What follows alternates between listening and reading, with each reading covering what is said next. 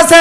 কুমিল্লায় গেলাম, যাওয়ার পরে বলছে এই হুজুর এই এসে দেশ স্লোগান, একজন বলছে জয় বাংলা।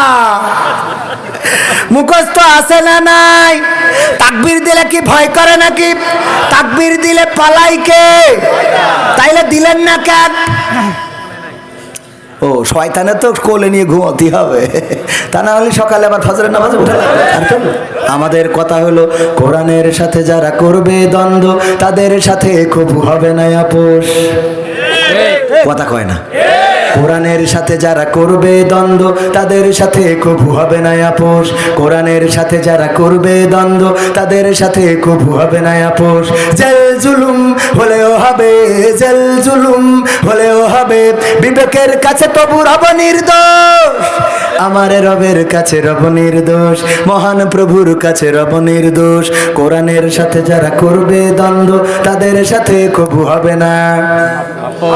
কোরআনের কথা যারা বলে যায় আজ তাদের দমাতে কত ফন্দি, কাউকে ধরে নিয়ে দিচ্ছে ফাঁসি, কাউকে রেখেছে আজ বন্দি।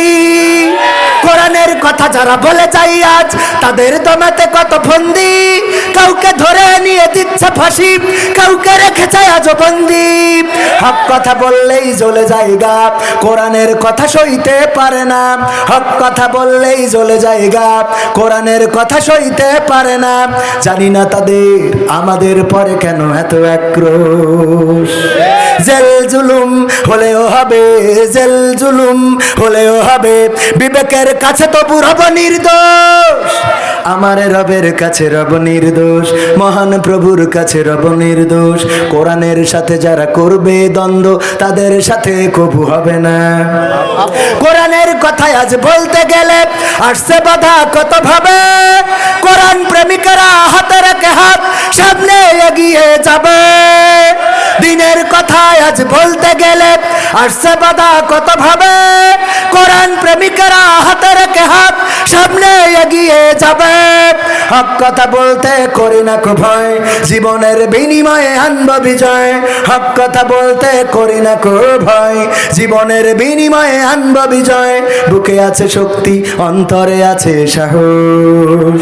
জেল জুলুম হলেও হবে, জেল জুলুম হলেও হবে, বিবেকের কাছে তবু রব নির্দোষ। আমার রবের কাছে রব নির্দোষ, মহান প্রভুর কাছে রব নির্দোষ। কোরআনের সাথে যারা করবে দ্বন্দ্ব তাদের সাথে কবু হবে না। আপোষ কি করা যাবে? রাত 11টার মধ্যে শেষ করতে চাইলো, 11টা বেজে এখন 12টার কাটাই চলে গেছে। আমার ভাইজান প্রবাসী, অনুমতি দিলে প্রবাসীদের বন্ধ হয়ে যাচ্ছে না?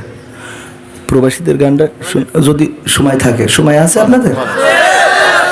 যেহেতু উনি 5 লক্ষ টাকা মাদ্রাসা, কত সুন্দর সেই মানুষটা যখন বের হয় তখন ওই হাতে লাঠিটা জুটে যায়, কারণ তার সোজা হওয়ার জন্যে লাঠি ছাড়া আর কোনো উপায় থাকে না, থাকে না, থাকে না রে। ঠিক না বেঠে? এই জন্য বলেছি কত খুনি সন্ত্রাসীরা বাইরে ঘরে পীরের বেশে, কোরআনের খাদেম যারা বন্দী তারা খাসার দেশে।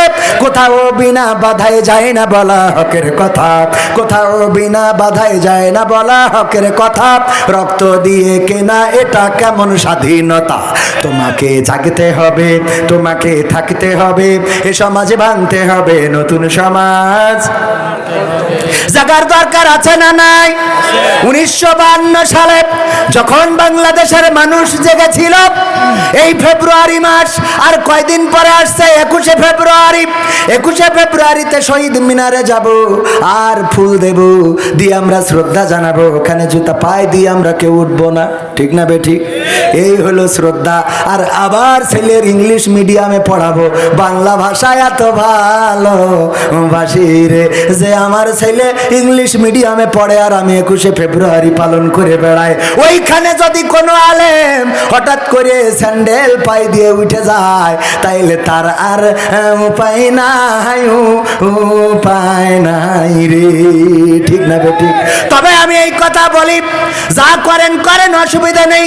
যেই জাতি বুকের তাজা রক্ত ঢেলে দিয়ে 1952 সালে মায়ের ভাষা এনেছে, যেই জাতি বঙ্গবন্ধুর ডাকে সাড়া দিয়ে 1971 সালে 9টি মাস লড়াই করে সংগ্রাম করে স্বাধীনতার মহান স্থপতির মান রেখেছিল, বাংলাদেশটা স্বাধীন করে দিয়েছিল, স্বাধীনতা সার্বভৌমত্ব রক্ষা করেছিল, বাংলাদেশের মানুষ প্রমাণ করে দিয়েছে বুকের তাজা রক্ত ঢেলে দেব রে, কিন্তু মায়ের ভাষার অধিকার ছেড়ে দেব না। বুকের তাজা রক্ত ঢেলে দেব, কিন্তু দেশের স্বাধীনতাকে অক্ষুণ্ণ রেখে দেব। বুকের তাজা রক্ত ঢেলে দিতে কার্পণ্য বোধ করব না, কিন্তু আমার মাতৃভূমির 1 ইঞ্চি মাটি ছেড়ে দেব না। যেই জাতি এমন সিদ্ধান্ত নিতে পারে, সেই জাতিকে আর একটা সিদ্ধান্ত নিতে হবে। সেটা হলো, কোরআনের জন্য যদি ডাক আসে, দ্বীনের জন্য যদি ডাক আসে, ইসলামের জন্য যদি ডাক আসে, আল্লাহর দ্বীন আল্লাহর জমিনে প্রতিষ্ঠিত করার জন্য যদি ডাক আসে, সেই ডাকে সাড়া দিয়ে রাজপথে থেকে যদি বুকের তাজা রক্ত ঢেলে দিতে হয়, বুকের তাজা রক্ত ঢেলে দিয়ে সুপ্ত জমিনকে লাল করে দেব, সুপ্ত জমিনকে জাগ্রত করে দেব, সবুজ জমিনকে লাল করে দেব। বুকের তাজা রক্তে যদি সাগর হয়ে যায়, সেই সাগরে সাঁতার কেটে কেটে একটি রক্তাক্ত তাওহীদি কালেমার পতাকা, বিপ্লবী ইসলামী কালেমার পতাকা বাংলার জমিনে উড়ানোর জন্য কে কে প্রস্তুত আছেন? 2টা হাত দেখতে চাই।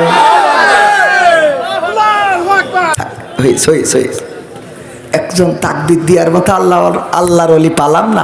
কেন পালাম না? কারণও আছে। কুমিল্লায় গেলাম, যাওয়ার পরে বলছে এই হুজুরে এসে দেশ স্লোগান, একজন বলছে জয় বাংলা। মুখস্থ আছে না নাই? তাকবীর দিলে কি ভয় করে নাকি? তাকবীর দিলে পালাই কে? তাইলে দিলেন না কেন?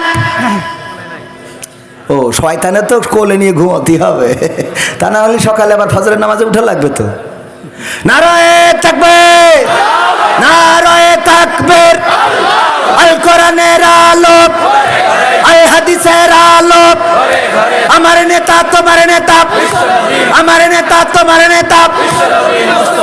তাও সবাই বলে নাই, বলে নাই আমার নেতা তোমার নেতা। ছাতা মাতা, ছাতা মাতা বলার লোক আছে না নাই?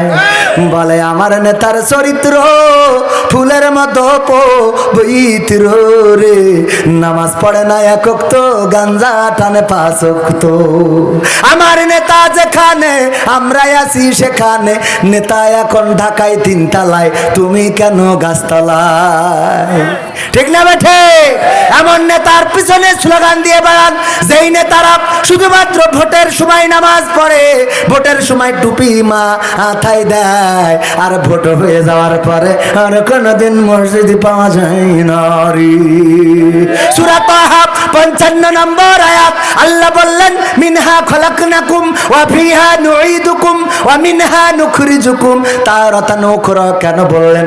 এই আয়াতটা নাজিল হয়েছে কবরবাসীর জন্য নয়। আমরা কবরের কাছে যেয়ে বলি, ওগো মানুষ, তোমাকে এই মাটি থেকে সৃষ্টি করা হয়েছে, আবার এই মাটিতে ঢুকিয়ে দেয়া হলো, আবার একদিন এই মাটি থেকে জীবন্ত করে উঠানো হবে।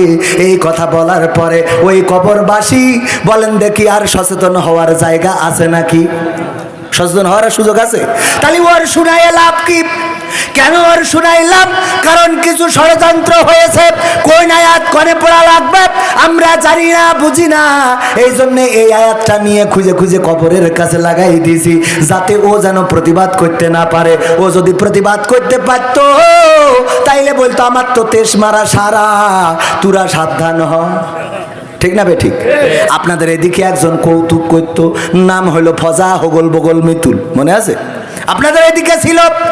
আবেদাকে বলতেছে, আবেদা তোর জন্য আমি জীবন দিতে জানি, তোর জন্য মরতে জানি, তোর জন্য আমি প্রাণ উৎসর্গ করে দেবো, কোনো আপত্তি নেই, তোরে এত ভালোবাসি। আবেদা বলছে যদি সত্যিই তাই হয়, ওই যে ট্রেনটা আসছে ওর নিচে যেয়ে মাথাটা দাও। বলছে আবেদা মাথা দিয়া তো কোনো ব্যাপার না, তোর জন্য জীবন দেবো, কইছি দিতে পারবো। আমি যে মাথা দেবো, ট্রেনে দ্বিখণ্ড করে চলে যাবে, আমার নেটওয়ার্ক শেষ। এরপরে মানুষ বলবে কেন সে ট্রেনের তলে মাথা দিয়েছে? আবেদার ভালোবাসার কারণে। তোমার নামে হবে মামলা, পুলিশে এসে ধরে নিয়ে যাবে, রিমান্ড হবে, ফাঁসির রায় হবে। তোমার যখন ফাঁসি দিয়ে মেরি ফেলবে, আমি কান নিয়ে বাঁচবো? চিন্তা না করি পারা যায়? ওর রিমান্ডে নিয়ে ফাঁসি হলি, আবেদার ফাঁসি হয়ে গেলে ও কান নিয়ে বাঁচবে, তা ট্রেনে কাটা পড়লো কিনা বোঝা গেছে না আমাদের অবস্থা? আরে বন্ধুরা, আমাদের অবস্থা হলো আমরা এমন জায়গায় বলি গো, যেই জায়গা থেকে প্রতিবাদের কোনো সুযোগ নাই। ভাই জানেরা আমার, ওই জায়গায় ওই কবরবাসী প্রতিবাদ করতে পারে না। যদি করতে পারতো বলতো আমার খেলা তো শুরু হয়ে গেছে, তোমরা সচেতন হও, সাবধান হও, তোমরা ইমানদার হও, আল্লাহওয়ালা হও। তা না হইলে আমার কাছেই আশা লাগবে। এই ওয়াজটা আসলে ওই কবরবাসীর জন্য না। এই ওয়াজটা কেন এসেছে? পবিত্র কোরআনের সূরা তাহা পড়বেন, এটা হলো আল্লাহ রাব্বুল আলামিন এই ওয়াজটা শিখাইছেন মুসা আলাইহিস সালামকে। মুসা আলাইহিস সালামকে শিখায়ে বলছে, যাও ফিরাউনের কাছে যাইয়ে বলো তুমি তো বাউন্ডারি ক্রস করে ফেলিছাও, তুমি ভালো হয়ে যাও। মাসুদ, তুমি কি ভালো হবে না? তোমাকে ভালো হতে হবে, খেলা হবে। মাসুদ, তুমি কি ভালো হবে না? তোমার ভালো হওয়ার জন্য আমি নবী হয়ে এসেছি, আমার ভাই হারুনকেও নবী বানিয়েছে। ওগো ফেরাউন, তুমি ভালো হয়ে যাও, তোমার ভালো হইতে কিন্তু পয়সা লাগে না। এরপরে যদি ফেরাউন ভালো না হয়, তুমি মুজিজা দেখাবা। কি দেখাবা? তোমার হাত বগলের নিচেই দিবা, তারপরে এরকম করে বের করবা, লাইট জ্বলবে, এইটা দেখাবা। তাও যদি ও না মানে, তারপরে তুমি লাঠিটা ছেড়ে দিবা, সাপ হয়ে যাবে। তারপরেও যদি না মানে, তাইলে কি করবা? ওরে বলবা মিনহা খলাকনাকুম ওয়া ফিহা নুঈদুকুম ওয়া মিনহা নুখরিজুকুম তারাতান উখরা। ওরে ফেরাউন, এই মাটি থেকে তোমাকে সৃষ্টি করা হয়েছে, আবার এই মাটিতে তোমাকে ঢুকিয়ে দেয়া হলো, আবার একদিন এই মাটি থেকে তোমাকে জীবন্ত করে উঠানো হবে। সুতরাং তোমার কিসের অহংকার, কিসের বড়াই, কিসের লড়াই, কিসের মারামারি, কিসের গাদ্দারি, সব ছেড়ে দাও, দিয়ে তুমি এক আল্লাহর জন্য নিবেদিত হয়ে যাও। এই ওয়াজটা মুসাকে দিয়ে করাইছেন কার? আর আমরা করি কার? মরা মানুষের। যেই ওয়াজটা সবচেয়ে কড়া জায়গার, সেই ওয়াজটা সবচেয়ে নরম জায়গায় রে। সূরা তাহা পড়ি দেখেন, যদি মিথ্যে বলি পরে আবার দাওয়াত দিয়ে নামে আবার আসবেন। পড়ি দেখেন এই ওয়াজটা কার কাছে করা লাগবে? ইঞ্জিনিয়ার শফিকুল ইসলাম, সুদখোর এই গ্রামের সবচেয়ে বড়, ওর কাছে যাই বলা লাগবে মিনহা খলাকনাকুম ওয়া ফিহা নুঈদুকুম ওয়া মিনহা নুখরিজুকুম তারাতান উখরা। ওগো ডক্টর শফিকুল ইসলাম, ওগো ইঞ্জিনিয়ার শফিকুল ইসলাম, কেন সুদ খাও? সুদ খাওয়া ছেড়ে দাও। এই মাটি থেকে তোমাকে সৃষ্টি করা হয়েছে, মাটিতে ঢুকানো হবে, আবার মাটি থেকে জীবন্ত করে উঠানো হবে। এইটা পড়া লাগবে মেম্বারের কাছে। ওগো মেম্বার, আমাদের বিধবা ভাতার কার্ড কেন শালীর নামে দিয়েছিস? তোমার তো একদিন কি মরা লাগবে, কবরে যাওয়া লাগবে, আবার কবর থেকে উঠা লাগবে। এই ওয়াজটা করা লাগবে চেয়ারম্যান সাহেবের। ওগো চেয়ারম্যান সাহেব, রাস্তা দিল করার জন্য, কেন কেটে গেল গো? মিনহা খলাকনাকুম ওয়া ফিহা নুঈদুকুম ওয়া মিনহা নুখরিজুকুম তারাতান উখরা। এই ওয়াজটা করা লাগবে এমপির কাছে।